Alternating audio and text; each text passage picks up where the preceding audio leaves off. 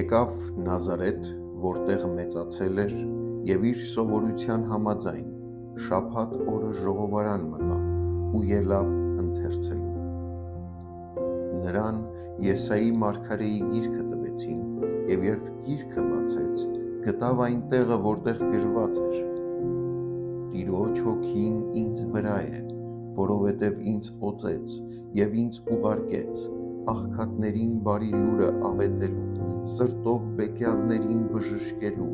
գերիներին ազատություն քարոզելու և կույրերին տեսողություն, հարստահարվածներին ազատ արձակելու,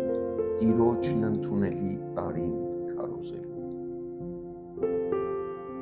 Երբ Հիսուսը մտնում է Նազարեթի ժողովարանը,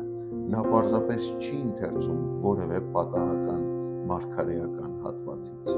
Սա իր կյանքի առաքելության բացահայտ հռչակումն է։ Նա կարդում է Եսայի մարգարեության գրքից և այդ խոսքերը ուղղում է իր անձին. «Տիրոջ հոգին ինձ վրա է, որովհետև ինձ օծեց և ինձ ուղարկեց»։ Այսպիսով, Հիսուսը հայտարարում է. «Ես եմ այն օծյալը, որի մասին մարգարեն խոսում էր, ես եմ ուղարկվածը, որի մասին գրված է։ Նայեք, թե ինչպիսին է նրա առաքելությունը. նա եկավ աղքատներին բարի լուրը ավետելու, ոչ միայն նյութապես աղքատներին, այլ նրանց, ովքեր սրտով դատարկ են ու հույս չունեն։ Նա եկավ սրտով բեկյալներին բժշկելու,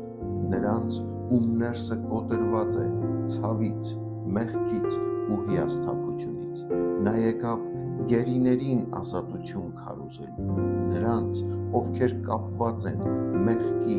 վախի, անցյալի ու ներկայի կապանքներով։ Նա եկավ կույրերին տեսողություն տալու, ոչ միայն ֆիզիկական, այլ հոգևոր կուրությունը բժշկելու։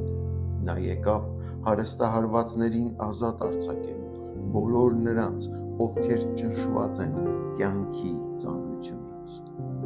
Հիսուս Քրիստոսը եկավ կոտրվածներին վերականգնելու։ Եվ սա է ավետարանի իմաստը։